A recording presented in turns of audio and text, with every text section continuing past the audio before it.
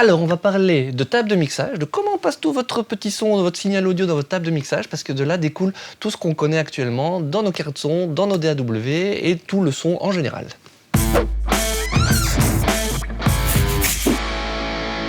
Bonjour et bienvenue à l'Académie du Gros Son, je suis Gérald. Et moi c'est André, donc aujourd'hui on va parler des tables de mixage. Nous avons deux petites tables de mixage devant nous ici. On va vous parler surtout du cheminement de signal, ou alors comme les Américains le disent... Le signal flow.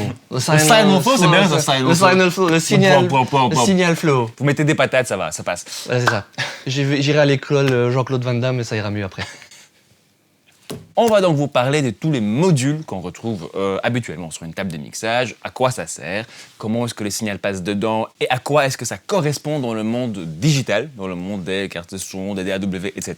Tout ça pour vous aider à mieux comprendre la logique qu'il y a derrière toutes les machines en fait qui font du son, qui sont faites pour faire du son, pour que vous vous y perdez pas autant que ce que j'ai vu parfois. Les gens se perdent parce que voilà, on a plein de boutons, on comprend pas trop ce qui se passe, on dirait un cockpit d'avion de chasse. Tout à fait. Et ça vous permettra aussi de savoir un petit peu comment fonctionne une table de mixage aussi, simplement. Alors, avant de commencer, vous likez la vidéo parce qu'on est sympa. Vous abonnez à la chaîne parce qu'on est vraiment fort sympa. Vous mettez des messages en commentaire, ça aide la chaîne. Et puis parce ça que nous vous permet, êtes sympa. Parce que vous êtes sympa et ça permet de discuter et de créer un petit peu de mouvement dans la communauté. Et puis vous allez sur notre site internet, l'academiedugrosson.com/bonus. Là, vous vous inscrivez et vous recevrez plein de cadeaux sympas. Toutes les infos quand il y a une nouvelle vidéo qui sort, quand on fait des promos, les nouveaux cours. Enfin, le top, the place to be dans le monde de l'audio francophone du monde de 2023. Toi-même, tu sais. On y va pour la vidéo ?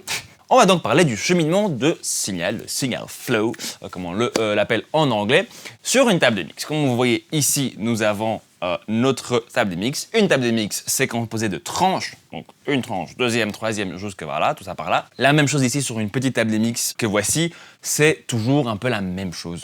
Les noms sont parfois un tout petit peu différents, les choses sont peut-être un peu plus grandes, plus petites, il y a plus d'options ou moins d'options, mais les principes sont exactement les mêmes à chaque fois. Donc ne vous ressentez pas trop perdu en voyant une table de mix. Quand on comprend une tranche, on les comprend presque à peu près tout compris. Alors, partons du début. Donc sur notre tranche, nous avons l'entrée. C'est ce qu'on appelle le préampli, qui peut être une entrée micro, une entrée ligne, XLR, jack, tout ça, ça dépend un petit peu de la table de mixage. C'est là que le signal va rentrer et va être une première fois plus ou moins amplifié. Fort si c'est un micro, moins si c'est une ligne. Et vous avez un réglage de gain. C'est aussi à cet endroit-là que vous allez avoir les options classiques d'alimentation fantôme, le 48 volts. Vous allez pouvoir éventuellement inverser la polarité du signal, que vous allez éventuellement avoir un pad, c'est quelque chose qui diminue le niveau d'entrée. Et en fait, c'est ce qui correspond chez vous dans votre carte son à votre entrée micro, votre préampli. C'est la seule partie que vous allez avoir vraiment en commun en version physique hardware d'une table de mixage, c'est la partie préampli. Donc ça, c'est le premier endroit, c'est là qu'on rentre dans la table de mixage ou dans votre système chez vous, dans votre carte son. Deuxième élément, donc dans le cheminement du signal, dans l'ordre dans lequel le signal rentre dans une table de mix ou dans votre DAW, c'est ce qu'on appelle les inserts. Oui. Pour faire le lien avec un DAW, un programme de travail de son, c'est les plugins. Simplement. Voilà, donc vous êtes rentré dans la tranche d'une console ou de votre DAW et puis vous pouvez appliquer dessus des effets quelconques, que ce soit compression, EQ, voilà, tout ce que vous voulez, les choses habituelles. Sur une table de mix, ça se passe avec ce qu'on appelle donc un insert. Ici, l'insert n'est pas visible parce que sur cette grosse table, c'est des entrées et des sorties qui sont de côté. Sur des petites tables comme ça, c'est beaucoup plus rare d'en avoir, simplement. Souvent, cet insert est en base jack, TRS, donc un jack stéréo, vous voyez, avec trois bouts. C'est souvent un endroit qui est un tout petit peu pas clair quand on voit une table de mix pour la première fois parce qu'on dirait une autre entrée ou une autre sortie peut-être.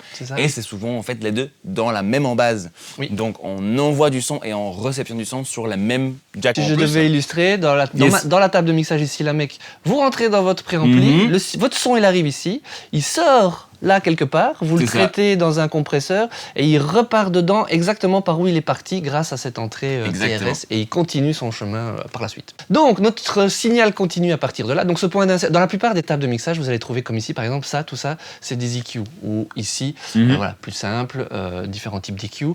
Dans une table de mixage classique, on va toujours trouver des EQ et dans certains cas vous allez trouver des compresseurs. S'il n'y en a pas, souvent ça se met avec le point d'insert ou alors c'est que vous ne savez pas en mettre ou il faut chipoter. Mais voilà, Quand c'est prévu, c'est soit déjà dedans, soit vous avez un point d'insert. Et donc là, le traitement, vous connaissez. Si jamais on a des vidéos sur la compression, l'EQ, c'est comme ça que ça se passe. Donc je fais un petit récapitulatif, on rentre dans le préampli, on passe par le point d'insert s'il y en a un, et puis après, on passe dans EQ et compresseur éventuellement.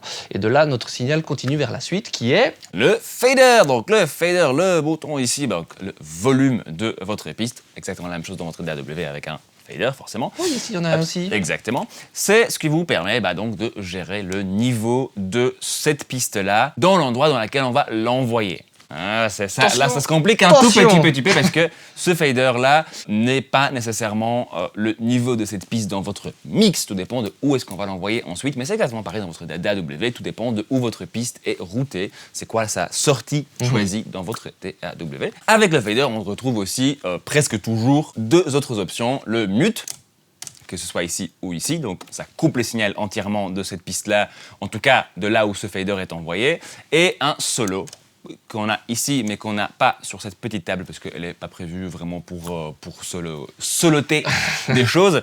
Et donc, le solo qui isole cette piste-là pour qu'on puisse entendre juste ce qui se passe sur une seule piste, pour qu'on puisse soit écouter un détail, soit peut-être faire un petit mouvement d'EQ en isolation. Voilà, tout ce que vous voulez faire.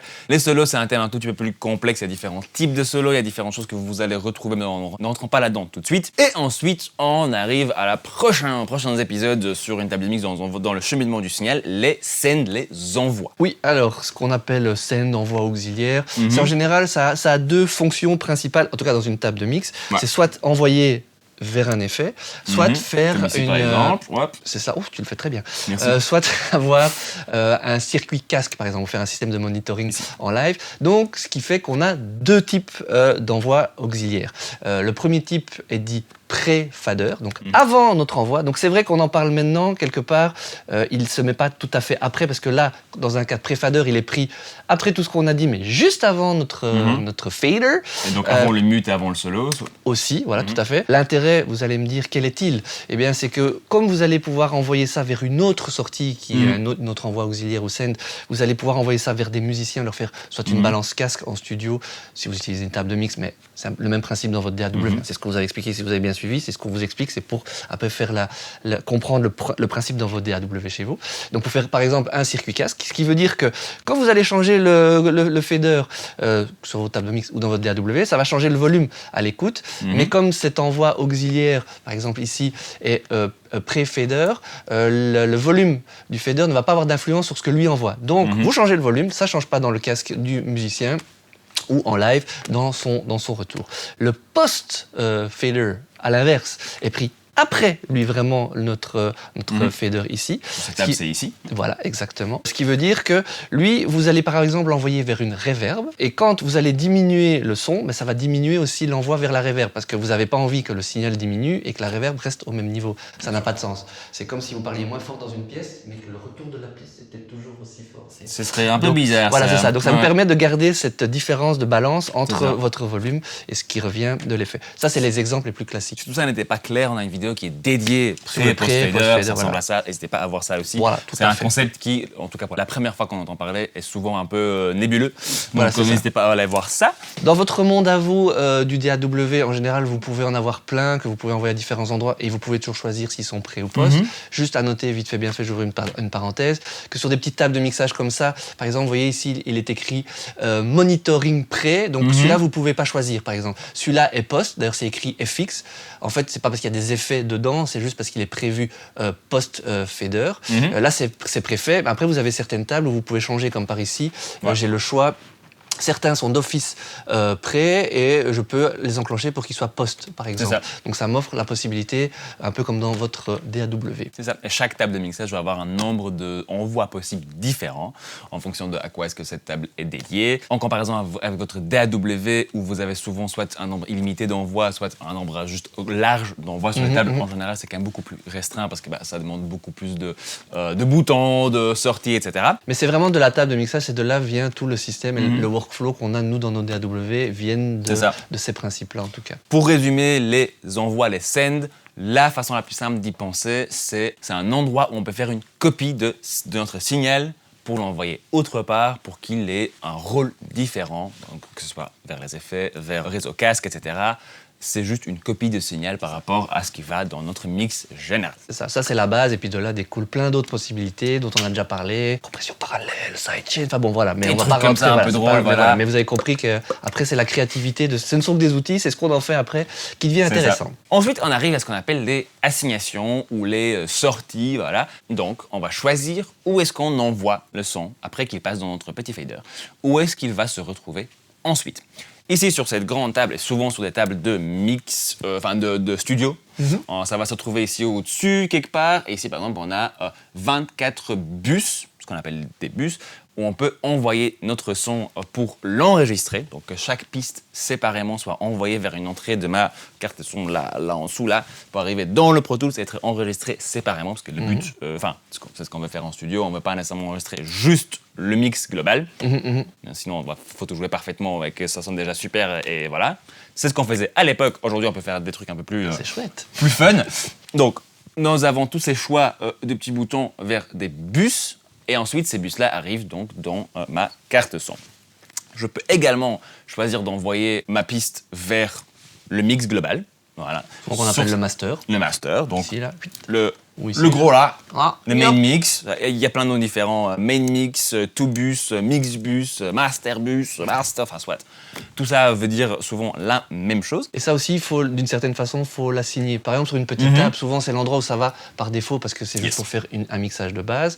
Bah ici, soit je l'envoie vers mon bus master et c'est le petit bouton stéréo, soit je l'envoie vers bus, et quand je dis soit, en fait, je peux faire les deux en même temps. C'est ça. Et l'avantage aussi, c'est que ça permet de mélanger, si vous voulez, plusieurs pistes. Si vous avez 3 micros sur une grosse caisse, mais que vous n'avez vous n'avez pas assez d'entrée sur votre carte son, en utilisant une table de mixage, vous pouvez l'envoyer vers cette sortie physique, mais envoyer les 3 vers la même sortie et déjà faire un prémix. Donc ces assignations permettent déjà un premier mélange, mix des sources. J'irai même plus loin ici, juste une petite parenthèse. Là où je trouve que les tables de mixage sont encore vachement intéressantes pour les home studistes, c'est justement dans ces cas de figure où on veut pré-mélanger des choses pour enregistrer dans notre DAW une version finalisée, ou en tout cas avec une vision bien précise de notre son, et qu'on ne veut pas nécessairement revenir sur tous ces micro-choix. Moi, c'est ce que je fais dès que je peux. Je vais aller mélanger, par exemple, différents micros de guitare directement à la prise. Et dans mon DAW, j'ai juste une piste avec mon son de guitare fini. Je trouve que personnellement, c'est une façon de faire qui, créativement, est beaucoup plus intéressante. Et c'est, à mon sens en tout cas aujourd'hui, une des seules raisons pour avoir une table de mix en home studio. Tout à fait. Pour pouvoir faire ce genre d'opération. Dernière petite parenthèse ici, sur certaines tables, vous allez trouver ce qu'on appelle un direct out. C'est le même concept que des bus ici. C'est juste que c'est une sortie par tranche où on va chercher directement, avant le fader souvent, le son de cette piste-là pour l'envoyer vers un enregistreur. Donc, C'est ça. voilà. C'est pas assignable. Là, vous pouvez pas l'envoyer, c'est d'office à la sortie de la De piste. cette piste-là, d'où le direct out, la Voilà, sortie c'est ça. directe de la piste. Comme ça, si jamais vous voyez ça sur une table, vous savez à quoi ça correspond. On continue dans le principe des assignations, de où est-ce qu'on envoie notre son, où est-ce qu'on le chemine, ce son. Ici, donc, on a parlé des bus, on a parlé du bus master, mais il y a aussi ce qu'on appelle les groupes, les submix. Donc ici, ça s'appelle un submix, le Alt 3-4. Ici, ça s'appelle des groupes. Ici, hop, on a groupe 1, groupe 2, avec des petits faders juste là. Hop. Et on peut donc envoyer, par exemple, toute une batterie pour notre mix final sur notre table des mix analogue. On va faire une balance de batterie, ensuite on l'envoie vers un groupe, et après on a toute une batterie juste sur un fader, comme ça, au lieu de devoir bouger 10 faders d'un coup De façon identique, ouais, c'est exact, ça. ce qui n'est pas évident, on bouge juste un seul fader, ça nous permet d'avoir un contrôle global. C'est souvent aussi l'endroit où on peut traiter, comme dans un DAW, dans un aux ou dans un bus, souvent ça s'appelle, où on peut traiter d'un coup tout un tas de pistes ensemble. Par exemple, si vous voulez compresser votre batterie, dans son ensemble, ça ne passera pas par mettre un compresseur sur chaque piste séparément parce que ça n'a pas du tout le même effet. Vous allez d'abord la retrouver dans un endroit, que ce soit dans un groupe, sur une table analogue ou dans votre DAW, un bus ou autre nomenclature, dépendamment de votre DAW.